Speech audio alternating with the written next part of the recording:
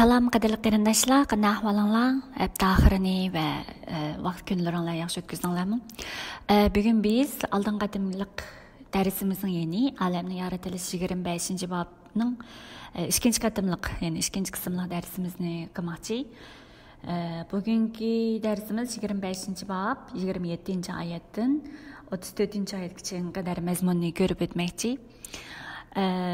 Cıxlığımı ba bu 25-bobning hamda cıxlığı desem, yani muhim bo'lgan ikki mazmun bo'lg'achqa, shuni ikkiga ayirib, oldingi qatimda biz tanlash, Xudoning tanlashi, tanlash huquqi degan o'sha Xudoning insonlarni tanlashi, Xudoning huquqiga asosan va Xudoning o'zining mehr shafqatiga asosan Xudo o'zi mehr shafqat, rahimdilligi bilan o'zi xohlagan odamni o'zi tanlaydi va o'zining ishlariga o'zi tanlagan odamni o'zining ishlariga solganligiga oid mazmunni ko'rib o'tgan.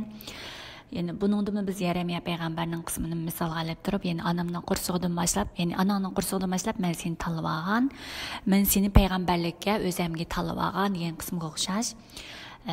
Bizning ham biz oldingi qatimda deganga o'xshash, ya'ni ko'rinliqlar yozilgan xatni biz misol keltirib turib, birinchi qatimliq munozara qismida biz, ya'ni har bir odamga bergan muqaddas ruhdan kelgan qobiliyat deganni biz bir qatim deganga o'xshash. Xudo o'zi tanlaganlarga, Xudo o'zi xohlagan qobiliyatlarni berish orqali o'zining xizmatiga soladi deganga o'xshash. Xudo Yeremiya payg'ambarni olsa, payg'ambarlikka oldin tanlab olganga o'xshash.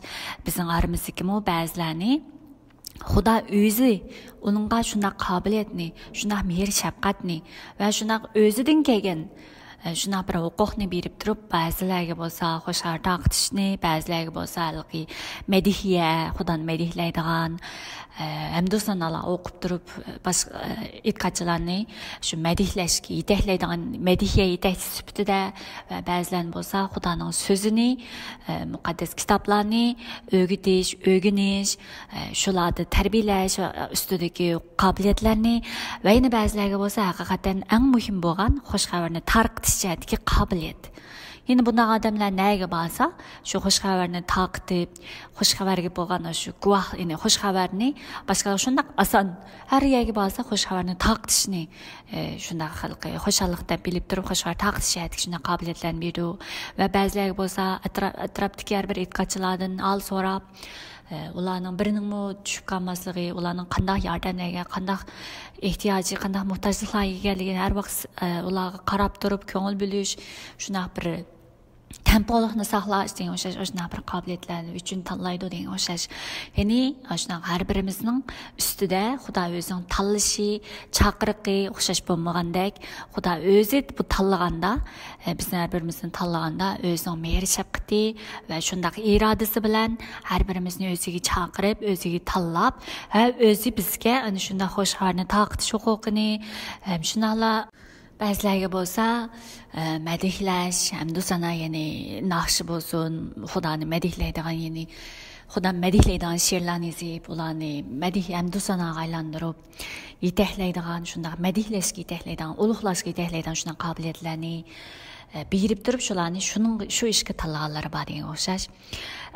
Demakchi, ya'ni Xudo o'zi har birimizning ustida o'zining huquqi bilan bizni tanlab, o'ziga chaqirib, o'zining xizmatini, shu vazifani har birimizga shu tanlagan xalqqa berganligini biz shu tuni oldingi mazmun orqali ham anqara olamiz.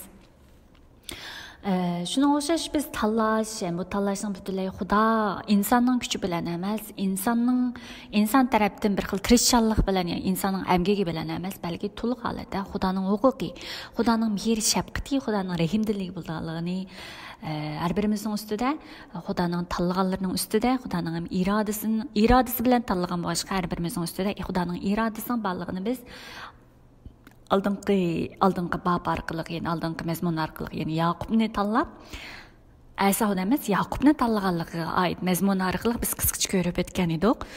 Endi bugungi qismida biz huquq, ya'ni miros huquqi, tunji o'g'illik miros huquqiga oid mazmunni ko'rib o'tmoqchi bo'lib, Asavning Әсал білән Яқубның мұшы бір қысқы бір көрініші, yani мұшы вәқалығы арқылық, біз мұшы вәқаның үстіде тұнжы оғылық мұрас оқуқыға айет, Құданың бәген оқуқыға айет, һәм бір қысым мәзмұлланы бір көріп етмекчі. Хош, ұнақ болса, алды білән біз 25-ci babның мұшы, yani 27-ci ayetten 34-ci ayet kişi bağın məzmununu bir qətim oqub çıxaylı. İki bala çoğ boldi. Әсал usta ovuchi bo'lib, dalada yurishni yaxshi ko'radi. Lekin enisi Yaqub jimjit yuradigan odam bo'lib, hamisha uyda turadi. Ishoq Әсауны yaxshi ko'radi, chunki u Әсау o'g'lab kelgan o'g'ishiga amroq edi. Rebeka bo'lsa Yaqubni yaxshi ko'radi. Bir kuni Yaqub qizil purchaq sho'rpisi qaynatadi. Ovidan echirqab qaytib kelgan Әсау Yaqubqa "Qursqim bak ichib ketdi. Qizil purchaq sho'rpisidan tezroq bersangchu" dedi. Shu sababdan u idom, ma'nosi qizil deb ataldi. Yaqub uningga "Tunji o'g'illik miros huquqingni menga o'tinsang, senga bu sho'rpadan beray" deb javob qaytardi. Bo'ldi, qursqim echib o'lay deb qoldim. Tunji o'g'illik miros huquqining menga nima keraki? dedi Әсау. Yaqub uningga "Sen avval mening oldimda tunji o'g'illik miros huquqingni menga o'tinganligingga qasam qilib ber" dedi. Әсау qasam qilib tunji o'g'illik miros huquqini Yaqubga o'tinib berdi. Andin Yaqub uningga non bilan purchaq sho'rpasini berdi. Әсау qizolangandan keyin o'rnidan turib chiqib ketdi. Bu uning tunji o'g'illik miros huquqiga e'tiborsiz qaraganligidandir. Xo'sh, undaq bo'lsa, mazmunning o'ziga kelsak, yani bugungi mazmun, yani biroz qisqa bo'lgan bilan endi muhim mazmun bor. Aldı bilan bu ikki personaj, yani Әсау bilan Yaqub orasidagi voqea, unda biz ikki personajni bir ko'rib bilsak, yani Әсау desak usta ovchi bo'lib, yani dalada yurishni yaxshi ko'rgan, shunaq bir sirtlarda ovlab yuradigan, bir erkaklik xarakteri kuchli bo'lgan bir bala deyli. Anikin İshaq bo'lsa, shunga yani Әсауны yaxshi ko'rgan bo'lib, yani uning Әсауны yaxshi ko'rishidagi sababini yani bu yerda u o'lab kelgan, yani o'g'ishiga amroq bo'lganligi uchun Әсау İshaqni yaxshi ko'radi degan o'sha mazmun kelib chiqadi bu yerda. Chunki u yani İshaq Әсауны yaxshi ko'radi. Chunki u o'lab kelgan o'g'ishiga amroq edi deb Әсауны bu yerda İshaqni bu yerda Әсауны yaxshi ko'rganligi bo'lsa, chunki uning sirtlarda, yani dalalarda o'lab yurgan, o'lab kelgan shu o'g'ishlariga amroq bo'lganligi uchun İshaq bo'lsa Әсауны yaxshi ko'rgandek shunaq bir mazmun chiqadi bu yerda. Endi Yaqub kelsak, Yaqub bo'lsa jimjit, yani uydan ayrilmaydigan, uydan chiqmaydigan, hamisha uyda o'tiradigan, yani bir xil ayol kishi mijoz deymizmi, xuddi mijoz deydiganlar bor. Azroq ham shuni ko'ramiz, hamda uydan chiqmaydigan, bu qaraganda qizil purchaq sho'rpasini qaynatib o'tagani qaraganda shu onasining yanida turib tamoq yetishni, uy ishlarini qilishga, yani uy ichidagi ishlarga qaraydigan, uy ichidagi ishlarni qilishni yaxshi ko'rgan shunday odamdek qildi Yaqub. Shunday bo'lishga uydagilarning qandaqligini, uyda nimalar borligini, uyiga nisbatan hammani bilib turdi-da, Yaqub kuzatib turgan bo'lishga. Shunday bo'lg'achqa, Yaqub jimjit uyda, yani opasining yendidan chiqmaydigan odam bo'lg'achqa, Rebeka bo'lsa Yaqubni yaxshi ko'rganligini aytadi. Yani Rebeka albatta o'zining yenida doim o'ziga yordam qiladigan shunday bolasini yaxshi ko'rishim bu aniq. Shuna o'xshash ham Әсау bilan Yaqubning xarakterining ikkisining nihoyatda qarama-qarshi bo'lgan, shunday bir ikki xil mijozlik bolalar qo'sh kezaklashganligimizni bu yerda ko'ra olamiz. Endi mushlarning mush xil mijozi orqali biz endi bularning orasidagi mush munosabat, endi mushlarning orasidagi yuz bergan bu ishga qarasak, yani ana shunday Әсау, yani o'lab sirtdan kirmaydigan Әсау bo'lsa, o'lab hayvonlar bilan nim qilishib yuradigan bir xil yovvoyi mijozga ega bo'lgan Әсау, shunday o'v chiqib ketgan vaqtida qaraydiganmiz, bular bir o'v chiqib ketsa tamoqlarini, yani tushmu, kashmu degan o'xshash, qachon o'lab, qachon o'vsini qilib bo'lgacha uyga kirmagandikin, shunday bir qursig'i ichirqab qaytib kelgan ahvol ostida, shunday ahvol ostida Yaqub taza mezili qilib, purug'ini chiqarib turib, taza bir qizil purchaq sho'rpasini qaynatayotganlarni ko'rib, undan qizil purchaq sho'rpasidan ichirqab ketgan Әсау o'ziga, yani ozroq berishni talab qilgan vaqtida bu qarindishi bo'lgan Yaqub bo'lsa, undan dal shunday vaqtida izchil o'zi uzundan buyan o'ylab yurgan, uzundan buyan o'zining erishmoqchi bo'lgan, ya'ni avolmoqchi, tortmoqchi bo'lgan bir narsasini fursat keldi deb o'ylab, ya'ni u ichirqab hech ko'ziga hech kim ko'rmagan vaqtida Yaqub o'zining shu izchil ko'z qizartib turgan, izchil tortmoqchi bo'lgan shu talabini qo'ygan vaqtida uniki yani Əsav içirqab müştabda ko'ziga hech kim ko'rinmagan ahvol ostida Yaqub uning degan vaqtida uning hech qanday nimasi yo'qlan berib yetadiganligini bildi-da, endi Yaqub. Shuna bo'lg'ashqa Yaqub Əsavdan yani tunji o'g'illik huquqini, miros huquqini o'tinib berishini talab qildi bu yerda Yaqub. Şuna Əsav bu yerda ko'ziga hech kim ko'rinmagan, içirqab ketgan ahvol ostida bo'ldi desang beray, menga nima kerak uning deb turib, endi shu o'tinib berdi-da tunji o'g'illik miros huquqini. Endi biz bundaq qaraydigan bo'lsak, bir kunlik turmushimizga nisbatan bundaq qaraydigan bo'lsak, biz oddiy hisoblasak, bu bir nihoyat bir kichikdan bir ish bo'lishi mumkin desak bo'ldi. Masalan, qursoq echib hozir o'lay deb qolgan, echirqab hozir ko'ziga hech kim ko'rinmay turgan ahvol ostida bularda balkim bundaq qarash mumkin. Tunji o'g'illik miros huquqi degan gap, ya'ni tunji o'g'il biz Konahtidan qaraydigan bo'lsak, Konahtining butun nimasida tunji o'g'illarga bunday beradi degan o'xshash, ya'ni tunji o'g'il degan so'z ko'p uchraydi. Shunga o'xshash oldin qatim biz ya'ni men sizlarga aytgan materialda, ya'ni tunji o'g'illik huquqining nimaligini, ya'ni tunji o'g'illarning ya'ni oilada tug'ilgan tunji o'g'illarning imtiyozining nimalar ekanligini men materialda deb qo'ygan, balkim ko'rganlar bilishi mumkin. Ya'ni tunji o'g'illar bo'lsa, uyning mirosining, ya'ni ishga o'lishini yani tunji o'g'ilni uyning mirosxo'ri qilib, ishga o'lishini, barliq mirosining, barliq varisining ishga o'lishini tunji o'g'illarga berib, hamda otasining o'rniga, ya'ni otasining namshuhurtining, otasining izining izbosari bo'lgan, otasining o'rnida, ya'ni oilaga vakillik qilgan, oilani boshqargan, oilani so'rab mangadigan, shunaqa oilasining shu oila jamiyatining izbosari bo'lgan odam shu tunji o'g'ilda, ya'ni otasi izbosari bo'lib, uy ig'dorchilik qilgan, shundoq oilasining mol mulkining shu ishga o'lishiga ega bo'lib, ham shundoq otasining barliq nom-shuhratini o'z izbosari qilib bosib egallaydigan, otasining barliq baxtli, ya'ni otasi o'g'liga o'zining barlig'ini uning o'tkazgan bo'lg'achqa, otasi uning baxt tilab, duo qilib, hamda miros huquqini o'zining qilgan bo'lg'achqa, hamda oilaning barliq shu jamiyatning, o'sha oilaning barliq nom obro'yi, barliq shon shuhrati,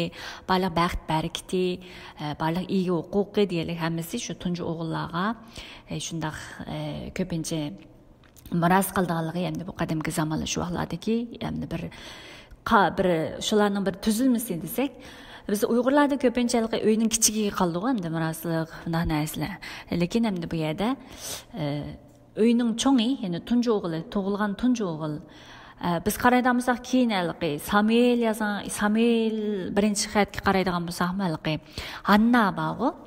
Annaning nimasidan ba, ananing keyin Yaqubning ishga ayoli bor, lekin biz nima konayda qaraydigan bo'lsak, qonun sharhida bo'libmi, Xudoning bergan qonun farmonlariga qaraydigan bo'lsak, tunji o'g'il mayli u odam yaxshi ko'rgan kichik xotindan tug'ilgan bo'lgan bo'lsin yoki yaxshi ko'rmaydigan cho'ng xotindan tug'ilgan bo'lsin, u oilaning tunji o'g'illik huquqiga cho'qim shu oilaning tunji qatim tug'ilgan shu o'g'illar shunday mirosxo'rlik qilganligiga oid qonun farmon bor. Shuning o'xshash, endi bu tunji o'g'illik miros huquqi bo'lsa, shu jamiyatning tunji tug'ilgan o'g'liga shunday miros qilingan bir huquqni ko'rsatadi. Şunun o'xshash endi Yaqubmi bu yerda uyda o'tirib, uydan chiqmay, onasining endan chiqmay endi shu uyda o'tirib qilgan Yaqub balkim shu vaqtda miros huquqini tortib olishdagi maqsadi endi uydagi barliq hammani bildigan Yaqub bo'lg'achqa, uydagi barliq ya'ni mol mulkini bildi, uyning barliq xalqi besatini bildi degan o'xshash, uyning ahvolini hammasini to'liq bildigan bu.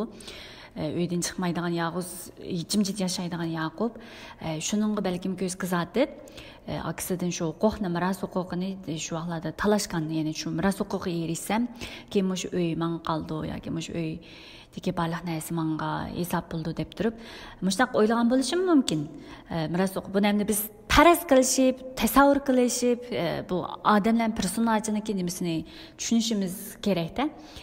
Shuna bo'lishi mumkin. Endi bu Əsav bo'lsa, bu jalliq, jo'shqin, nima deymiz, qo'rqmas, jüretlik, sırt yavayi bir xil mijazi bo'lg'ashqa bu degan hamma ishni bu qilman desam quldan deymiz bir jahon so'raydigan ayni vaqtlarda qadimki davrlarda bo'lsa maharati bor kuchtingir boturlarni biz jahon so'raydigan deymiz emasmi shu biz ayni davrdagi shu davrdagi ahvollarga biz bularniki nimasini qilgan ishlarini biroz qilib turib tahlil qilishimiz to'g'ri keldi shunday bo'lg'achqa endi bu asal hozir ashundaq bir kuchtingir nima desa shuni qildigan hech nimani qo'rqmaydigan udul shu o'zi maqsad qilgan narsani erishadigan bu asal qursoq ichib turgan vaqtida yaqub buningdan sen mendan ya'ni fursat beras yaqub tunji o'g'liq miros huquqini man ba'zan undan keyin qizil purchoq sho'rpasini sana berman degan vaqtida asal shunga bo'ldi kerak yo'q deb ya'ni bu yerda ya'ni uy jamoati uyning ahvoli ya'ni uyning nimasiga mushunaq huquq mushunaq halqa uyning ichiga uy ahvoliga bu qilchi ninqamasdan sal qarablam bo'pti asan al uning menga nima kerak deb bu endi o'zim men yashalayman o'zim men erishman desam erishalayman degan o'xshash balqi uyniki ahvoli uy jamoati o'zining urug' jamoatining ahvollari urug' jamoatining huquqi urug' jamoatining shon shuhrati urug' jamoatining mushunaq baxtliklariga biz sal qaraganligini biz mush orqali ko'ra olamiz ya'ni yaqubga bo'ldi sen al deb turib qursog'ining ochgan vaqtida o'zi tamoq yeyish uchun bir qacha purchoq sho'rpasi uchun oilaga mas'ul bo'lgan ailening huquq hurmatiga mas'ul bo'lgan ailening igdorchilik qilishga mas'ul bo'lgan ota jamoatining shon shuhratiga ota jamoatining manfaatiga vakillik qiladigan ishlardan shu mas'uliyatlardan hammasiga sal qarab turib buning yaqubga enisi yaqubga bir qacha purchoq sho'rpasi setib o'tganligini bu yerda ko'ra olamiz endi bu yerda ahvol shunday bo'lib qoldi deb turib buni tushunishim mumkin lekin biz normalda agar normalda samimiy ya'ni ig'ir bisiq mushundaq bir oila urug' jamoatini o'ylaydigan oila urug' jamoatining manfaat shuhratlarini hammasini tang o'ylab turib ularga mas'uliyatchanlik bilan qaraydigan odam bo'lsa ya'ni o'y fikri cho'nqur bo'lgan tushunishchanligi yuqori bo'lgan shunaqa bir normalda shunaqa bir bola bo'lgan bo'lsa endi bu qursog'i ochgan vaqtdami bir darhol hozirning qilmasimi bir yaqubning degan gapiga ya'ni miros huquqini ba'zan sho'rpin berma degan shu huquqiga shu talabiga qarab turib buni sal qaraydigan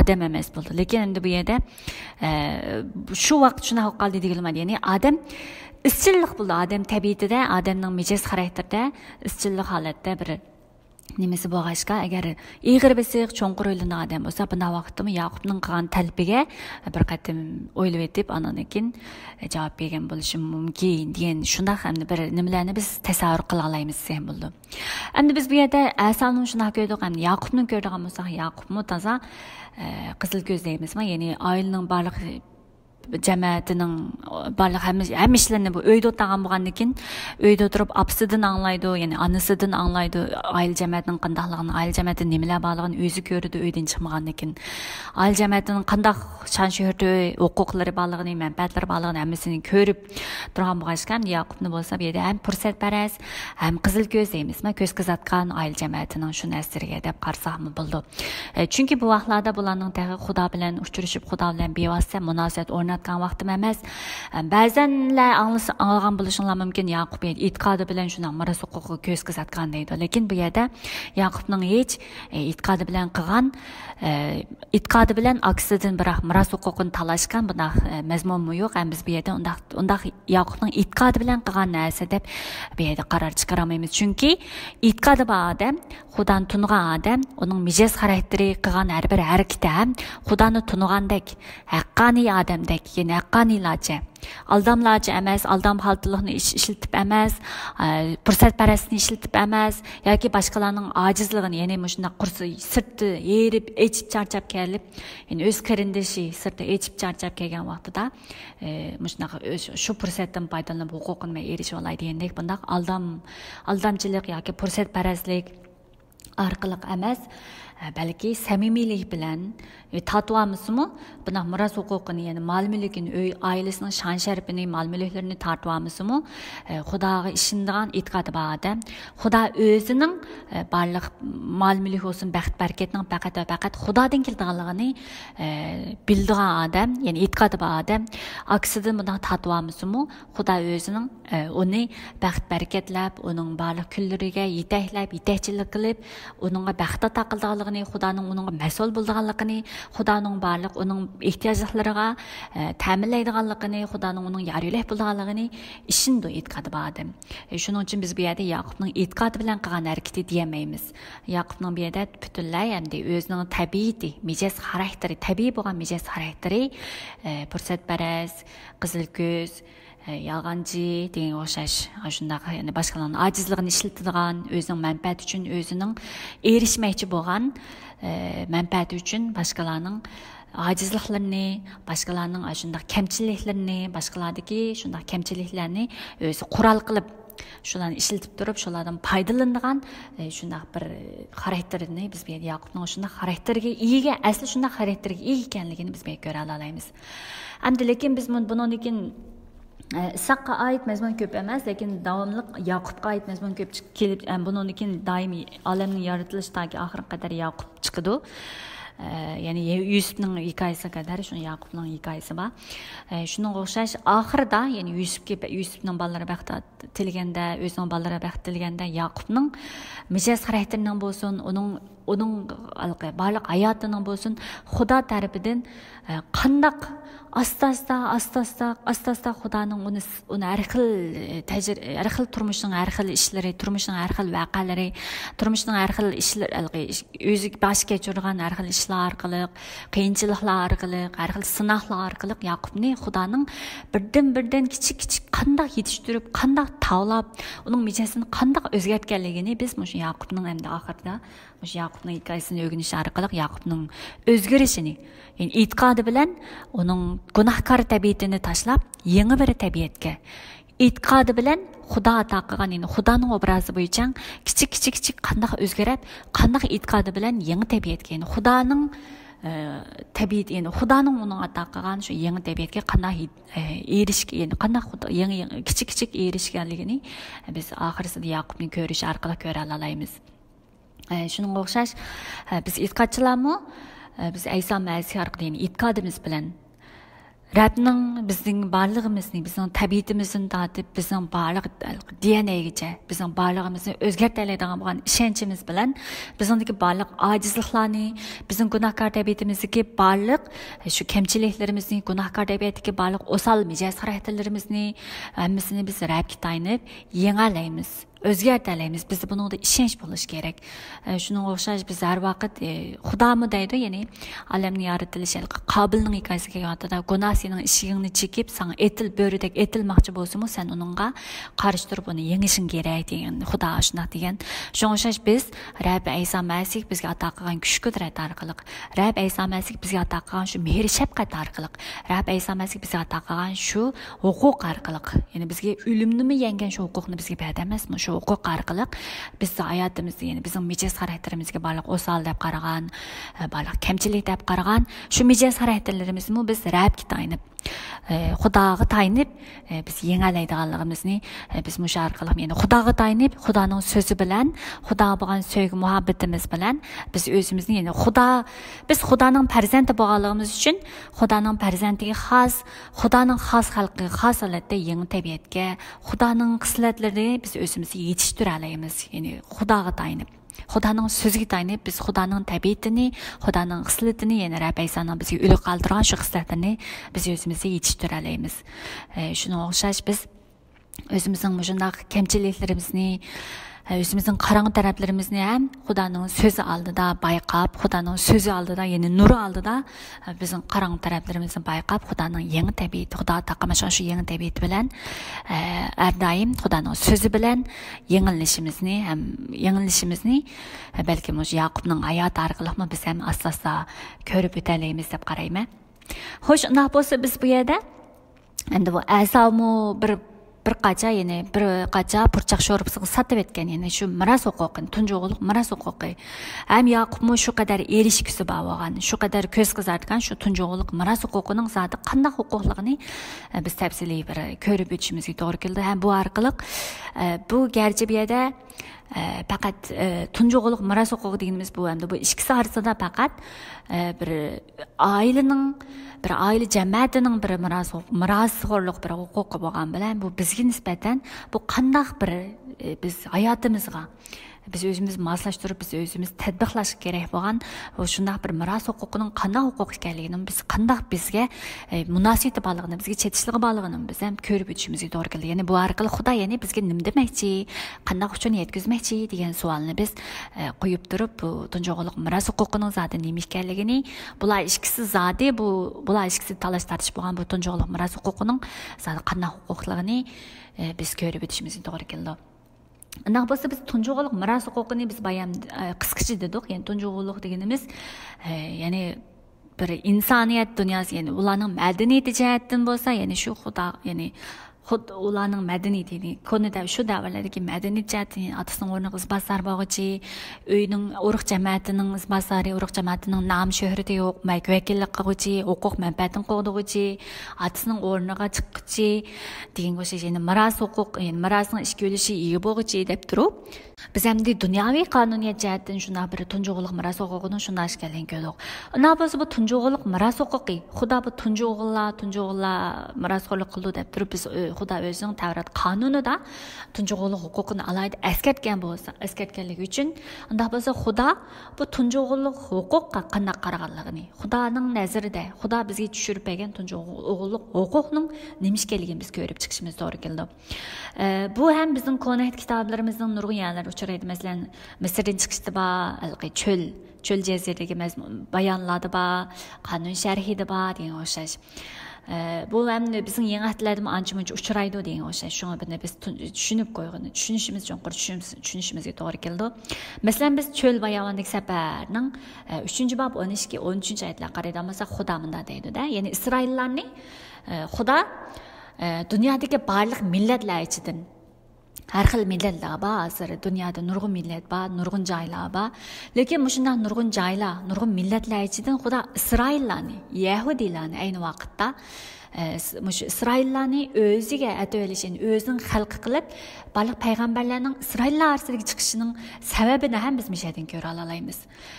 Mushu cho'l bayonidagi safarning 3-bob 12-13 oyat qaraydigan bo'lsak, Xudo nima deydi? Qara, men Isroillar ichidan Laviylarni tanladim.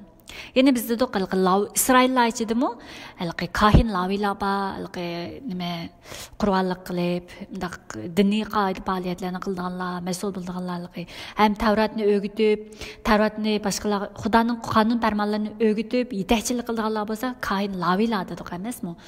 Jambularni shunday qur'onlik qilgan, bala ibodatda yetakchilik qilganlar ham ularga yetakchilik qilish uchun Xudoning tanlab olganlari Isroillar uchun laviylar.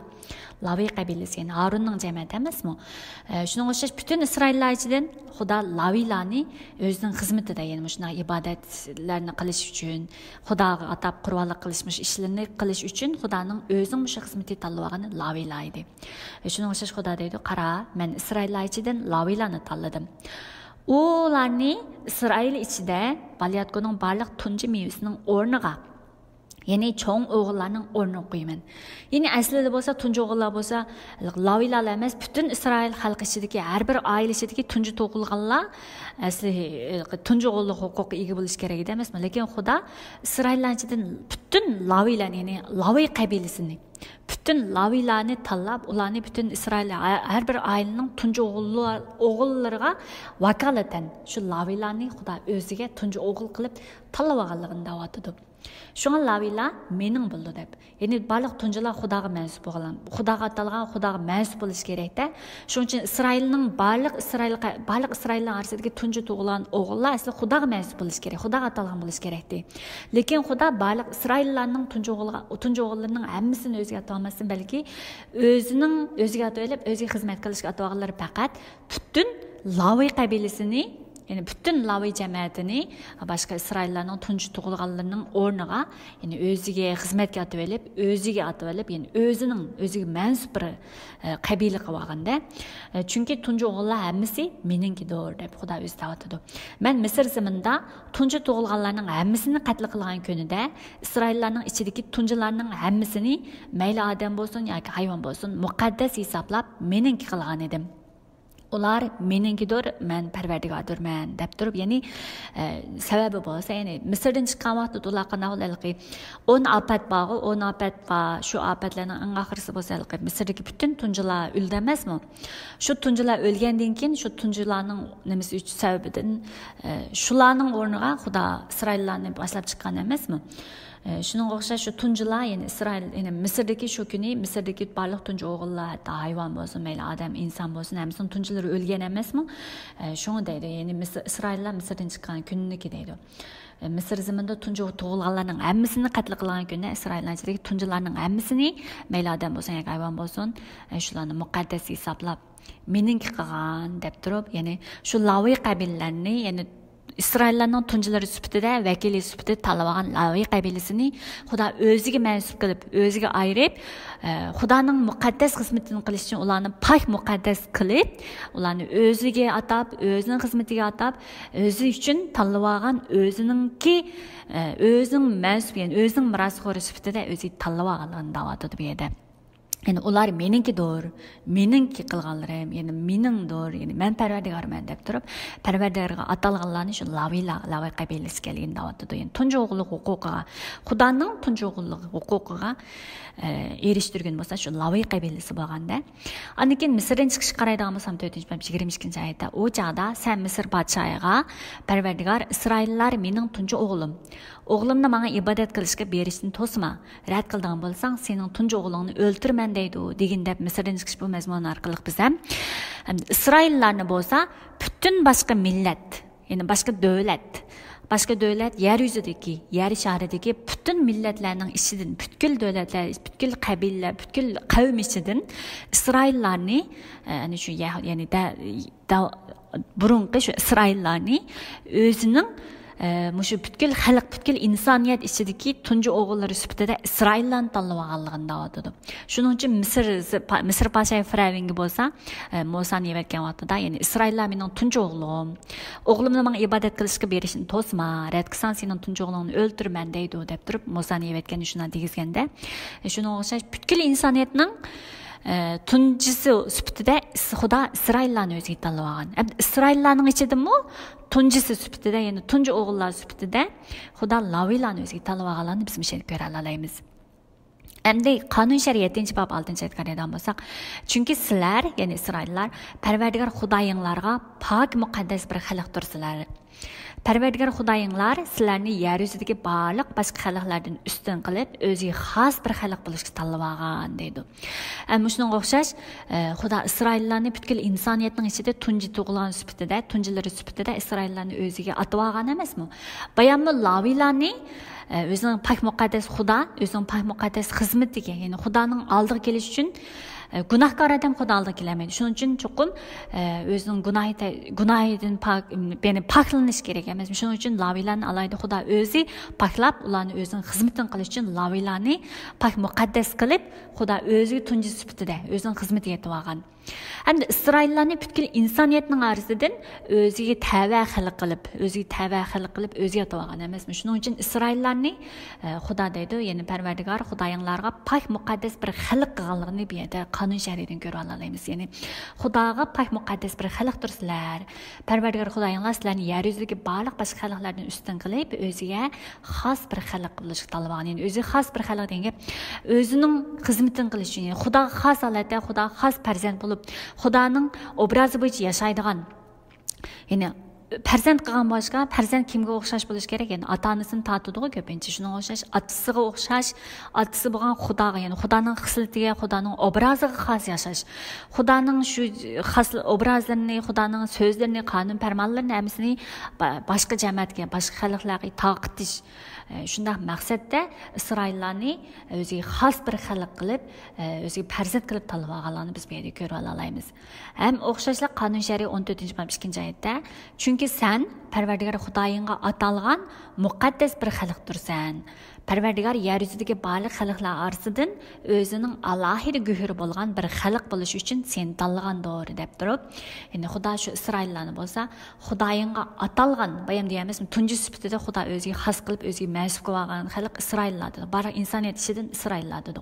Shuni ya'ni Xudoga atalgan, endi Xudoga atalgan, tunjilar bo'lsa Xudoga atalgan, Xudoga mas'ul bo'lmoqchi bo'lgan emasmi? Shunga Isroillarni Xudoga atalgan muqaddas bir xalq bo'lgan. Shunga yer yuzidagi xalqlar orasidan o'zining mirosxo'ri, o'zining alohida guhuri, biz qonun shariatini ko'ramisak, Isroillarni Xudoyilga o'zining ko'z qarchig'i sifatida saqlab, o'zining ko'z qarchig'i sifatida asrab degan mazmunlarni aytib ko'p uchraydi. Shunga o'xshash Xudoning o'ziga xos farzandi, o'zining guhuri, ko'z qarchig'i qilib atagan xalqni Isroillar deb turib, ya'ni o'zi uchun tanlab olganligini mushah davot degan mazmunlar qonun shariatida ko'p uchraydi. Shuningga o'xshash bayam dedik. Bütün insaniyat içinden Xudo tunji sifatida, ya'ni o'zining nom shuhratiga, o'zining xos xarakter, ya'ni Xudoning obraziga vakillik qilgan, Xudoning podshohligiga mirosxo'r bo'lgan, Xudoning qonun farmonlarini yetkazadigan, Xudoning nuri bo'lib, dunyoda Xudoning so'zining, Xudoning haqiqatining nuri bo'lib, boshqa millat, boshqa xalqlarga chachadigan qilib, Xudo o'ziga tanlab olgan xalqni Isroillar ekanligini, ham bu Isroillarni o'ziga atab olgan bir xalq ekanligini.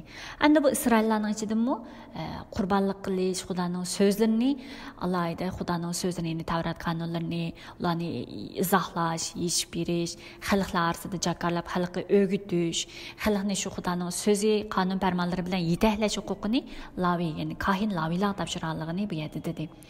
Ana shularni biz tunji o'g'illik huquqining, ya'ni Xudoga atalgan bu yerda biz Xudoning nimasi bilan qaragan vaqtimizda tunji o'g'illik miros huquqi deganimiz qanday huquq degan vaqtimizda Xudoga atalgan bir xalq ekanligini, tunji o'g'il bo'lsa Xudoga atalgan, Xudoga mas'ul bo'lgan, Xudo ularni o'zining qilib olgan, Xudoga atalganlar bo'lib, ya'ni Xudoning biz bayam dunyoning nimasi bilan degan vaqtimizda otasiga miros qilgan, otasiga vakillik qilgan, otasining izbosari, otasining o'rniga chiqadigan degan emasmi?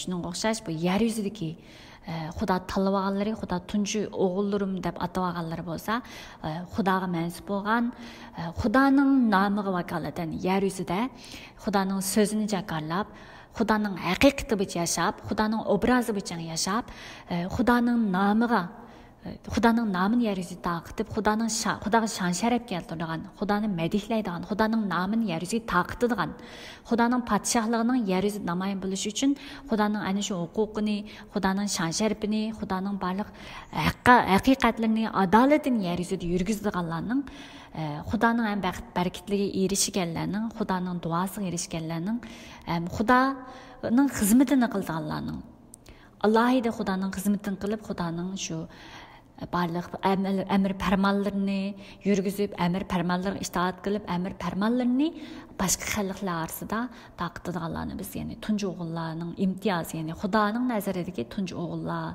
ekanligini biz tushuna olamiz. Endi Asa bayam shunday qilib tunji o'g'illik miros huquqi sal qaridi deganni biz 34-oyatdami, 25-bab 34-oyatdami, endi miros huquqi e'tiborsiz qarg'anligidir deganni biz Abiyam Asaning xarakteridan deb o'tdik.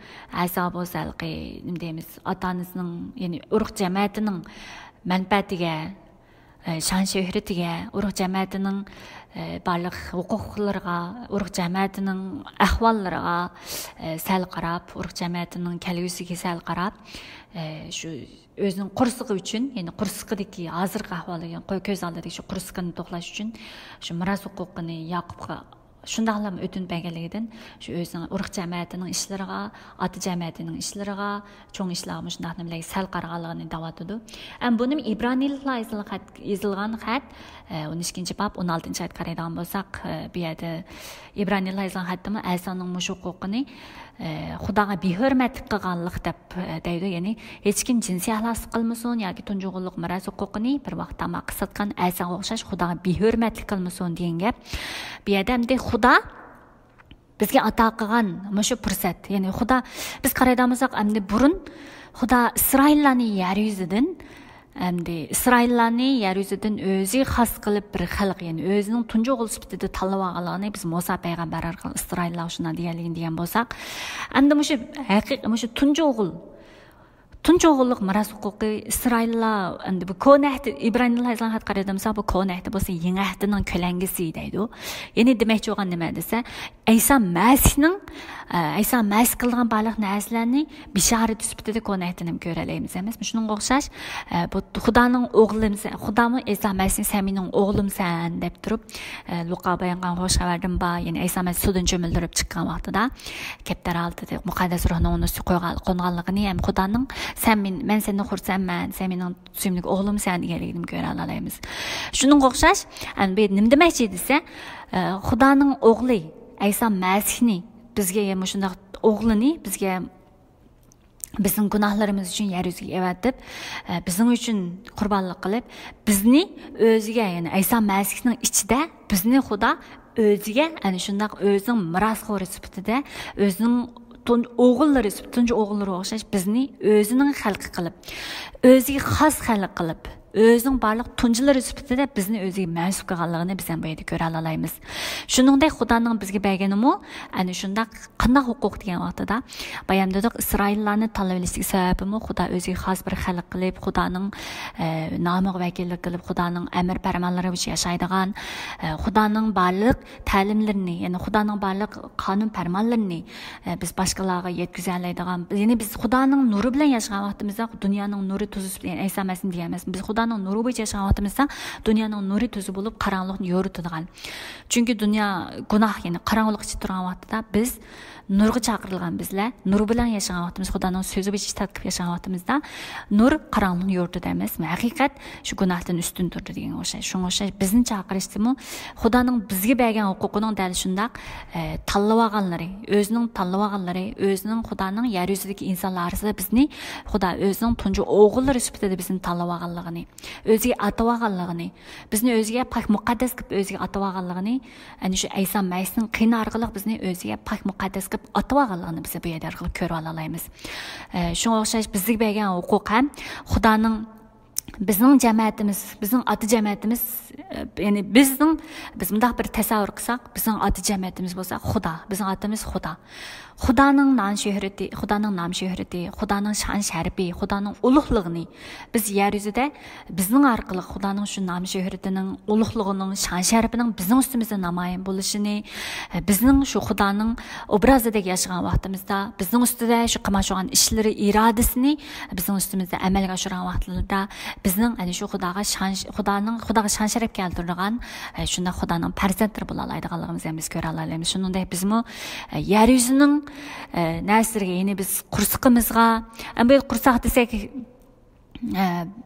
bizga nima anglanish mumkin, hamda asami qursaqni echib yer yuzidagi tabiatga, yer yuzidagi narsalarga biz Xudoning bizga bergan huquqini tegishmasligimizni, yer yuzidagi narsalar uchun, yer yuzidagi baxtlanadigan narsalar uchun, yer yuzida bizga go'zal ko'ringan, yer yuzida bizga bo'lmaydi deb qaragan shunday yer yuziga xos, ammo bu faqat yer yuzida qoldigan, mangulik bo'lmaydigan shu narsalar deb, shu narsalar uchun biz Xudoning bizga ato qilgan huquqiga sal qarab, shu yer yuzining hayoti bilan markazlashtirilishdan biz diqqat qilishimiz kerakligini, biz nimaning mangulik narsa ekanligini, nimaning faqat yer yuziga tava narsa ekanligini biz anqirishimizning naqadar muhimligini biz bu yerda ko'ra olamiz.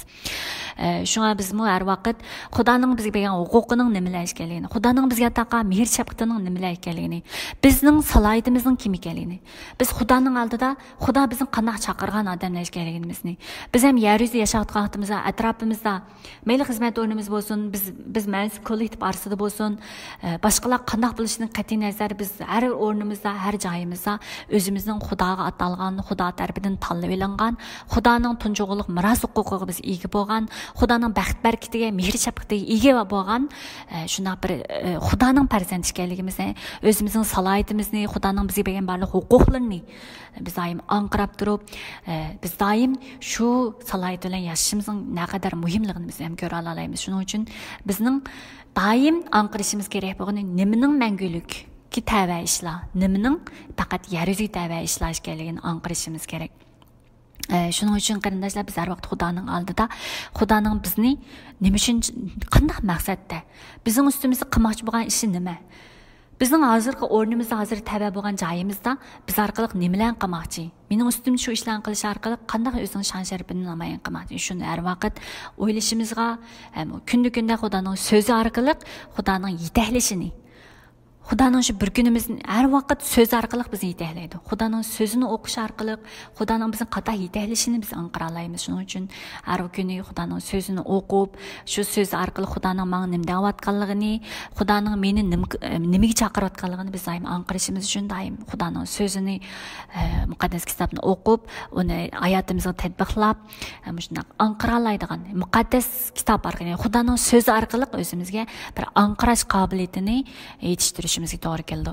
Ya'ni nimaning Xudodan kelgan, nimaning yer yuziga mansub ekanligini biz anqarishimizga to'g'ri keldi.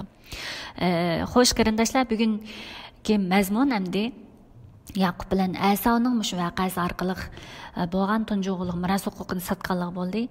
Endi biz bu yerda qisqa yig'inchaqlasak, endi Yaqub garchi bu yerda o'zining kuchi bilan, ya'ni o'zining osh ko'zini qizil ko'zlik qilib, pursaparastlik qilib, aksidan tunji o'g'illik miros huquqini tatib olganligini ko'ramiz.